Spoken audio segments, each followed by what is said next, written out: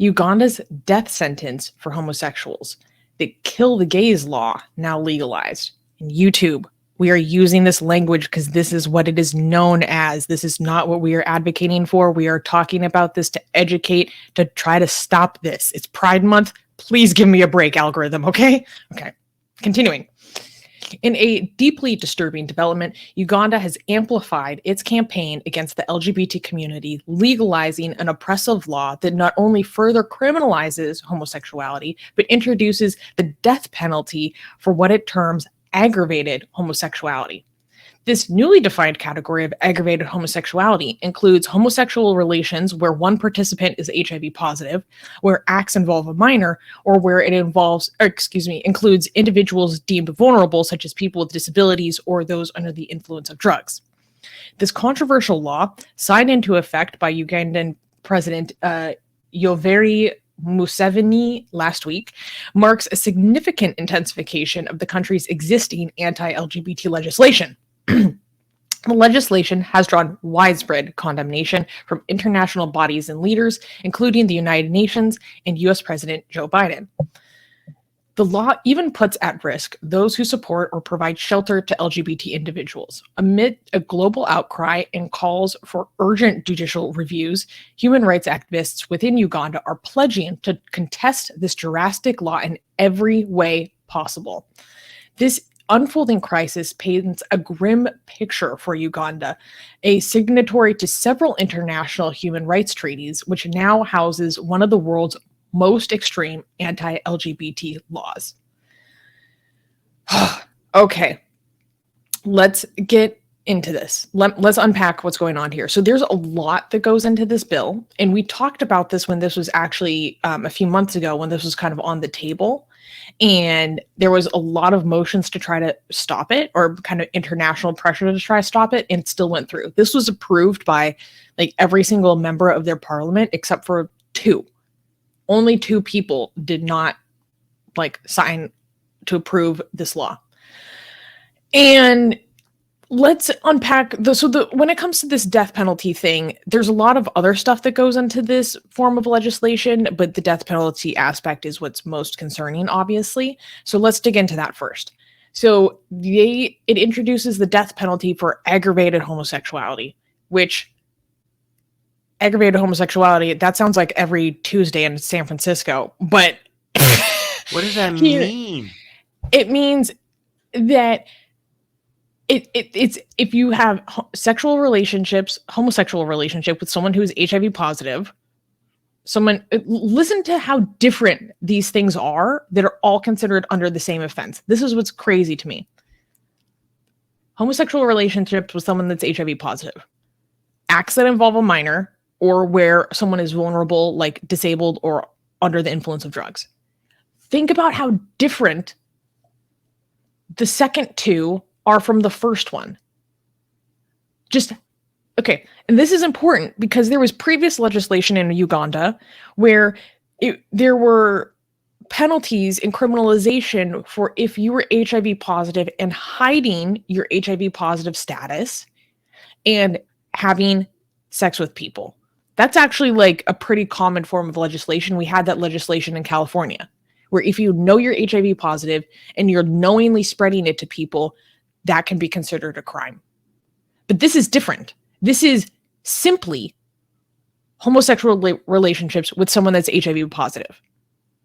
If you are HIV positive and you have consensual homosexual acts with another person, you can be put to death for that. And that is put in the same category as someone who does things to minors. And those two are not the same. The minor one is includes even people who they themselves are close to being minors. Like, what is a minor in Uganda? Like, what if it's an 18-year-old with a 17-year-old? Would that 18-year-old get the? That's a good question. That I don't know. That's where things get a little bit more hairy, so to speak. That's a gray zone. I don't know the answer to that, legally speaking, off the top of my head. I'm going to be honest, so I won't make a statement on it, obviously. But obviously those are so disproportionate, right? Like a consensual act versus two populations that are extremely vulnerable, that cannot consent. There are other things that this bill pushes where it can even be considered to identify as it can be considered illegal to identify as LGBT. It can be considered illegal to house someone that is LGBT, simply provide them shelter. What? Anyone found guilty of recruitment, promotion, and funding of homosexual activities can be sentenced to life in prison. And even identifying as LGBT is illegal. Okay. So if you have like a rainbow flag, that's illegal. It could be. If they consider that recruitment, promotion, and funding, you can get sentenced to life imprisonment for that.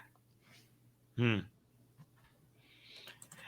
here's the U.S. reaction in this tweet. Do you want to read this? Yeah. U.S. Secretary of State Antony Blinken has said his government would consider visa restrictions against Ugandan officials and other abuse of human rights following the implementation of one of the world's toughest anti-gay laws. And not only that, but the Biden administration is reviewing aid packages that they sent to Uganda. Because don't get it twisted, the United States sends a lot of money to a lot of different countries to help them with development, or ostensibly that's what it's supposed to be for, right? But they're saying, if this is your policies, we're going to cut off the piggy bank. Does this have anything to do with U.S. missionaries in Africa that has resulted in any crap like this? I have heard that before. But I know when Uganda was trying to pass similar legislation, probably about 10 years ago. I think it was under, maybe longer. I think it was under the Obama administration. And that didn't get passed because of international pressure. But now it's resurfaced and they actually pushed it through. And I remember people saying that Western missionaries was a huge influence during that previous instance. But I don't know nowadays if it still is. And sometimes, frankly, I question when I hear that narrative if it's just people saying that really it's the U.S. to blame, because that's kind of the flavor in which I've heard that discussed before. I know, but this seems like one of those cases that is actually the case, okay? Because also D knows a lot about Africa, okay? And she's also sensitive about people blaming everything on the U.S., okay, like we are, right? So I know a lot of people exaggerate when they want to blame everything on the U.S. or Western countries, but this is one of those cases where it could actually, one of those cases where it's actually true. This is, and not the entirety of the U.S., okay? We're talking about missionaries from the U.S. going in and spreading their disease, meaning Christianity, into Africa. Okay. And it's like the most toxic form of Christianity like I have ever heard. Like the stuff that people Oh. And D is giving us a documentary for us to watch about this. D is saying, watch the document. Yeah, go ahead. You read. Watch the documentary God Loves Uganda, Armin is Right. Ooh, thank you for that suggestion, D. I'm literally going to write this down. I would really like to understand that more. Yeah. Yeah. God's love seems like a disease. Damn. I don't know. Obviously, this is so scary and it's really distressing and it's so concerned. Like, I mean, what can you even say? It's heartbreaking, right? And I think when I saw this news, and then I saw, at least within my own sphere, and I'm like pretty up to date on what's going on in the LGBT community generally, and kind of like influencers and celebrities and stuff like that. The lack of acknowledgement of this happening, and maybe there are people acknowledging it, and maybe I'm not aware. Like, I want to give people the benefit of the doubt, right? But from what I have seen and what I've been exposed to, I have been so disappointed by the lack of response and acknowledgement and outcry. Like, I don't know if I want to turn it into this discussion, but I think a lot about how I am very disappointed in the LGBT community in North America because, frankly, I think we're narcissistic and self obsessed about our own stuff going on here. And we do have some very serious stuff going on in the United States, but it's not nearly the level of what people face in other areas of the world. And I wish we demonstrated more international solidarity because we are actually a very powerful force within our own body politic here in the United States. And we have the ability to utilize that to implement global influence because the United States and Canada in particular, like we have way more leverage over the world than most countries. And then if LGBT people within those two countries have a lot of power and sway within the body politic, nowadays we do more than ever before, why aren't we using that to the fullest extent? Like I get really upset and frustrated with my own community because if to me, I feel like it's a betrayal of our brothers and sisters who live in other countries. Like, why don't we talk about that? Like, pride in Iran means that you face a noose, you know? Like, we should have some appreciation for the liberties that we have here in America. And I'm disappointed that we don't utilize that to the fullest extent to fight for people who live in a society that is 20 times more dangerous than the United States. Or, you know, I don't know. I would be curious if there's any other LGBT people who are watching that feel similarly, because I feel I'm not even from these countries, right? And I feel a sense of betrayal that like we've forgotten them. I don't know, Armin, what do you think about that? Well, I mean, like you said, we don't want to dismiss the pain and suffering and the ostracization and the demonization and the oppression and the discrimination that LGBT community people face, even in the United States, right, or in other Western countries. Like, we're not dismissing that. That is a big deal. That does need to be addressed. That it's not done. Like, people don't act like people don't. We're not acting like it's over. And they should only focus on countries like Iran or Uganda. That fight in the United States still needs to go on. So we're not asking for any reduction in that fight.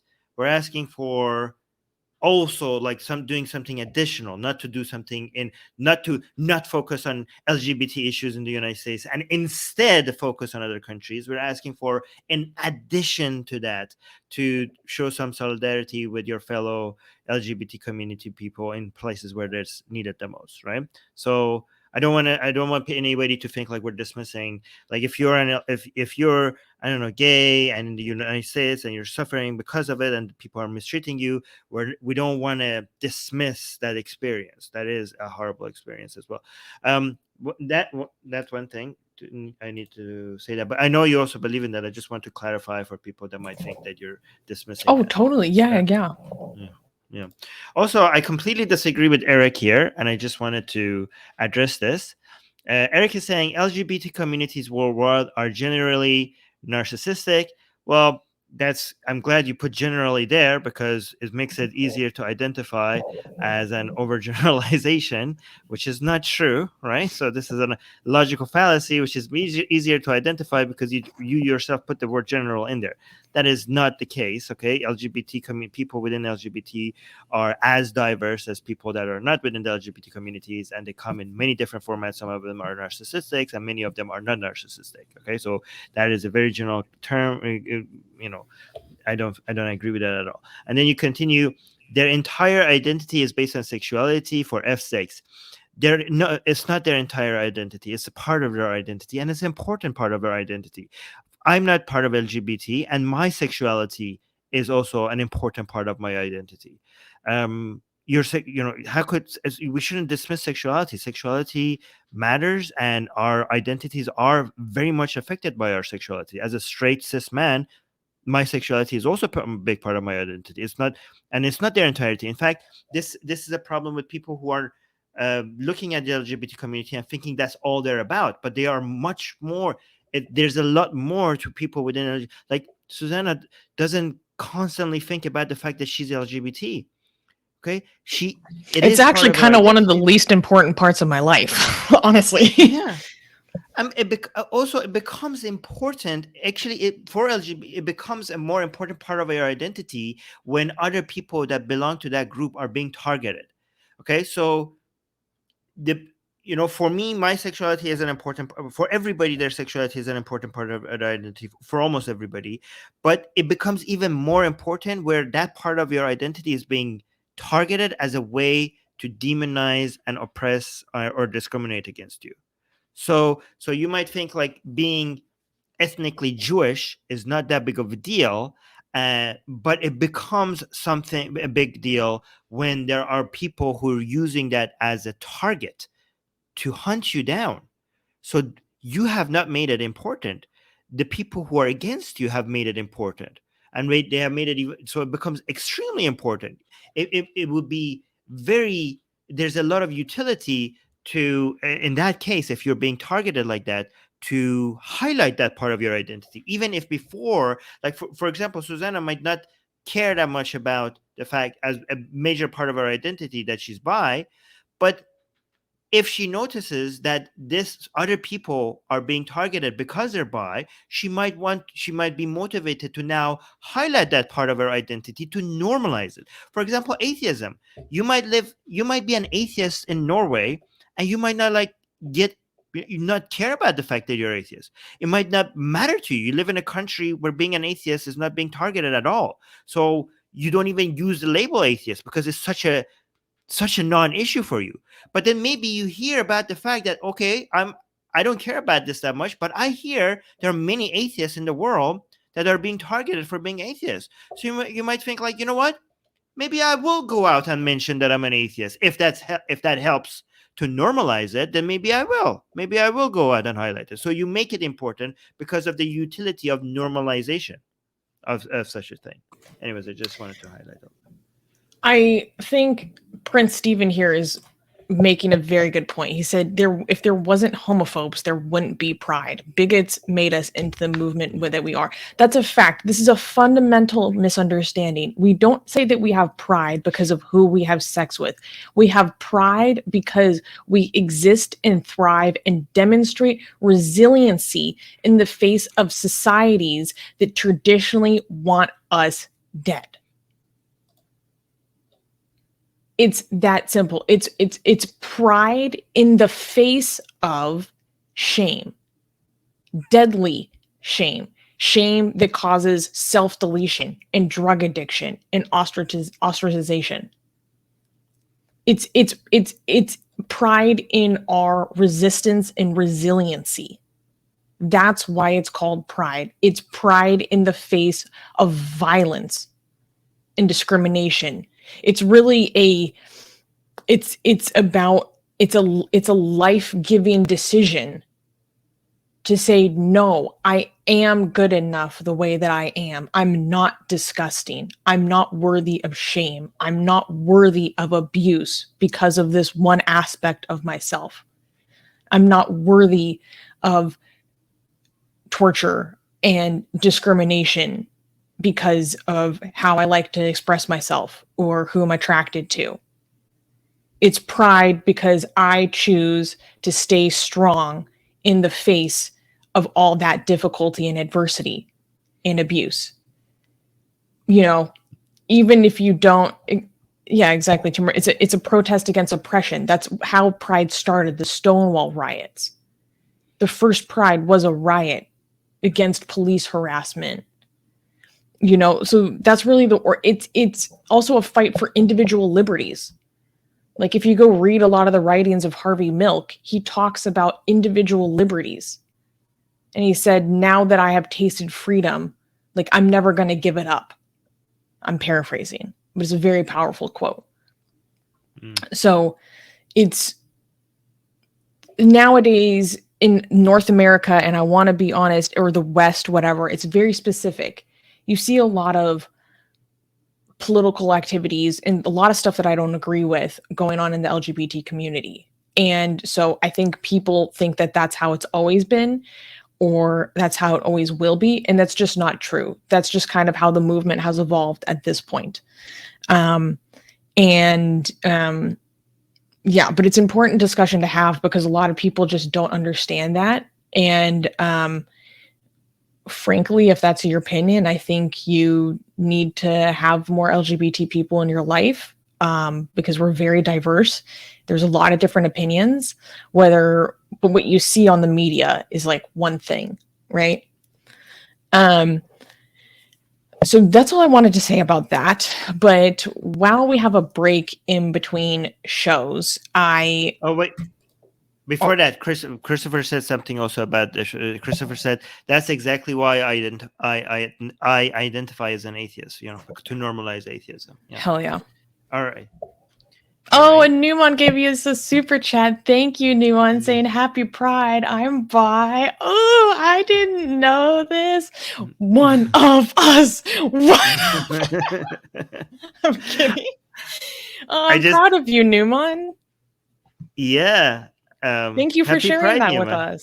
That's I knew that. I think he said that before. Maybe he said it on Discord. I don't know. I didn't know that. I knew that. now see, Susanna likes you more. You're one of her people. I'm kidding. Oh my god, I was on a date with a guy recently, and we were talking, and he was like, basically offhandedly mentioned, he's like, oh yeah, I'm bi, blah blah blah, and I literally like screamed. I was like ah! And I like turned and hugged him like so fast and instantly. He was like freaked out, and I'm like, I'm sorry, that was an involuntary reaction. I just got very excited.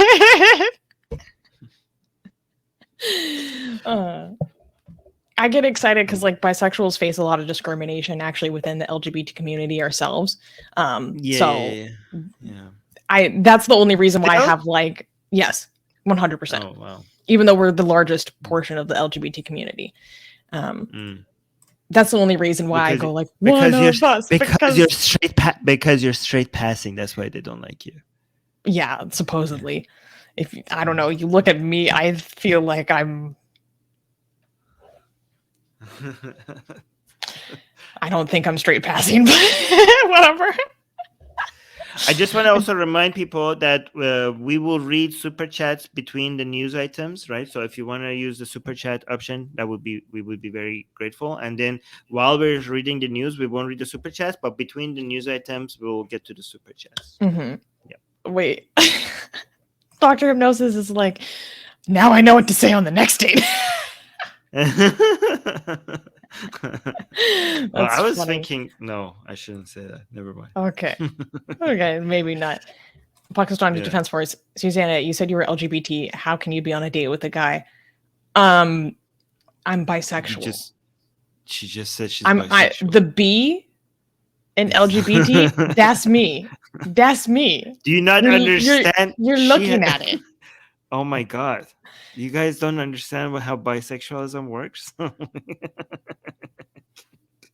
Okay. Hell yeah. She just said that like 3 times. I don't understand. Okay. Man, live chat has some funny comments. I have some, Armin, I had something that I wanted to address. Should I do that now? Sure, if you want. Okay, so I want to take a quick pause and detour from the news because I have something that I want to address because it frankly, I'll be honest, it bothered me and I have something to say. So recently, the other day, I was looking, one of our clips was released. We cut out the clip from last week about the story of the pig heads that were put in front of a mosque in South Korea to try to make the Muslims feel unwelcome, right? And under that video, something I don't remember, who's here in our community today, had left a comment.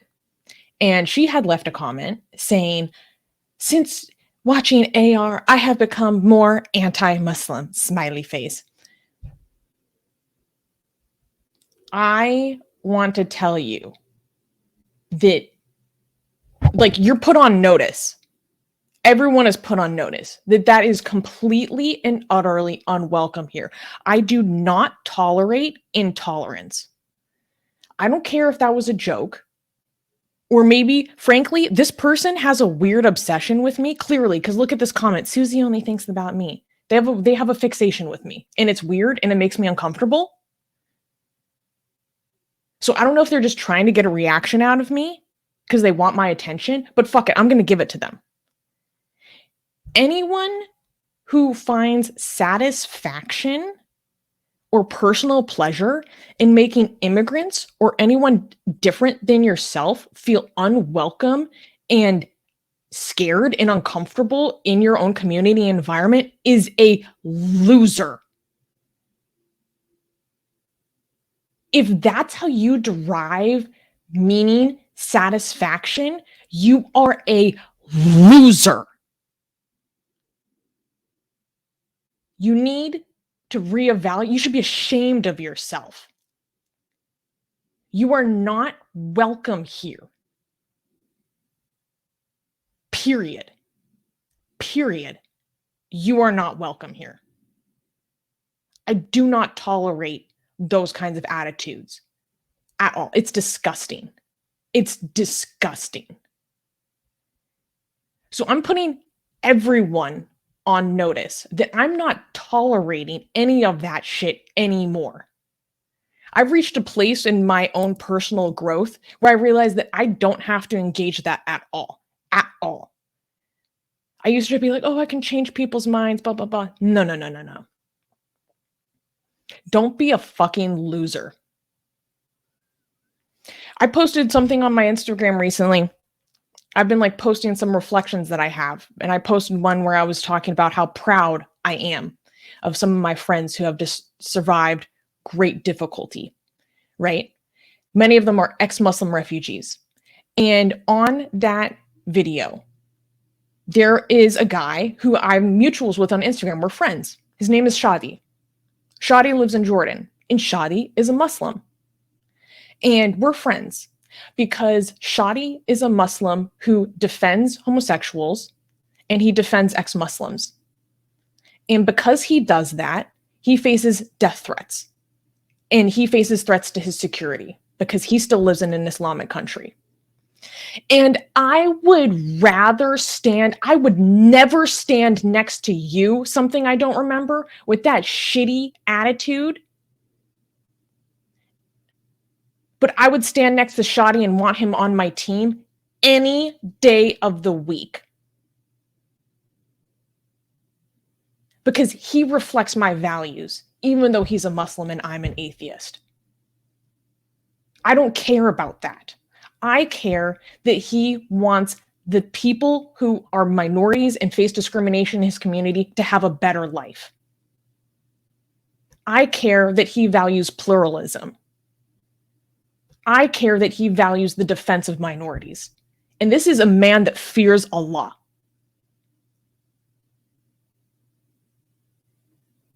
But I want him on my team before I would ever want to be associated with you. So I'm putting you in particular, you personally as an individual, on notice. I was going to straight up block you as soon as I saw you today, but I held back. And I see any more shit, it's over, it's done. And that goes for anyone in our community who likes to play around with this shit. It's not a game to me.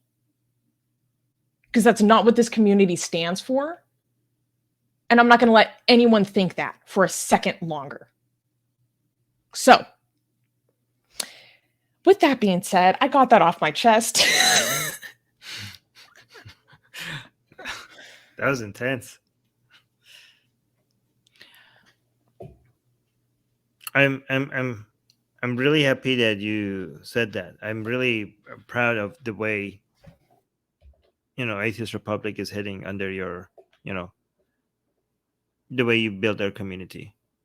Because, it's really difficult to manage this whole thing with how aggressively anti-Islamic and anti-religion we are, and also how aggressively anti-bigotry we are. Like, trying to navigate. Sorry, I just saw some funny comments. Go ahead. No, it's okay. Just read the comment. Eric said, Dark Susanna is badass. A 21 gun salute to you. Yeah. Anyways, no, I just made my point. That's fine. Yeah.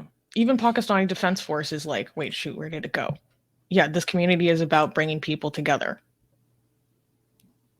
Yeah. I mean, also, that includes bigoted people who will reconsider. That includes even bigoted people, right? Well, like, we don't want to completely Yeah. shut the door on anybody, right? Because we have had people here who used to have really, really disgusting views, and they have changed the way they talk about things after being here for a while and after being influenced by our community and the way we speak about things. One thing I'm very proud of is that we have had many people find us because of our anti-Islamic content, and they were both anti-Islam and anti-Muslim, and we did a good job in changing those people to being anti-Islam and not anti-Muslim anymore. Like, I've had friends I'm personally tell me that, yeah. especially on the So I'm Persian side of our community. And I don't know. I just don't tolerate people who think that it's like funny or like actually believe that like making other people feel unwelcome is like cool. Like, get a life. Oh my God. Aw, yeah, Eric said after watching AR, I've become more friendly to Muslims than others. Awesome. Thank you for telling me that. And here's the thing, like, we have people in our community who I have personally helped like leave like white supremacist hate groups. You know, you can be part of a movement that is like even that extreme, and I will still offer assistance to you. Because that's actually a scary thing to go through when you're trying to leave that kind of environment. It's very difficult and it's very lonely. But even someone who comes from an environment that is that hateful, I will still show you empathy and support because you're looking for a way to bring more people and others into your life. And that is commendable. That's worth celebrating. But if you're actively pushing that kind of negativity and rhetoric, you're not welcome here. Okay, so after saying all that, I think we should go ahead with banning. Something I don't remember. Yeah, something I don't remember. You're officially banned, and I won't miss you because of the comment that you just left. Yeah. Yeah. So I thought she would like say something like along the lines of, "Okay, you're right. I should like maybe that wasn't very serious. I should change the way I think about these things." But no, she seems to be something. Yeah. Cool. So what she said, I'm tired of minority and immigrant appeasement. Well, minority and immigrants are people, and first of all, if you're talking about migration through work visa and student visa, that's exactly how economies progress. Those are amazing things for any economy. If you're talking about refugee, that's a human rights issue, and if you're against that, then I don't know what kind of human would be against that. People need to be against people who are desperately need protection and safety. That's a very anti-human thing to be against, to be supporting. You know how I know we've had a positive influence? Wait, we'll address that super chat in a second. Even Pakistani Defense Force is saying treating people equally is not appeasement. Yeah, I like that. Yeah. Not even Pakistan Defense Force has these views. Like, his views, like the views that we disagree on with him, is not this. Like, he's consistent on being like that. He has been. I've seen. Do you remember what he said about Baluchis? Okay. No, but that's good. That's good. I remember. But I love the growth. Okay, dude, we're here for the growth. I celebrate you. Okay. Okay. So, Erkin, I don't understand Erkin's super chat, but anyway, thank you so much. 55 Turkish liras from Erkin. He's saying they only understand narcissistic abuse because they grew like that. Their belief system and cultures dictated. I'm not sure what he's referring to, but my assumption is he's referring to the accusation that the LGBT community is narcissistic. I'm assuming that's what he's referring to. I don't think so. I think he's referring to people, bigoted people.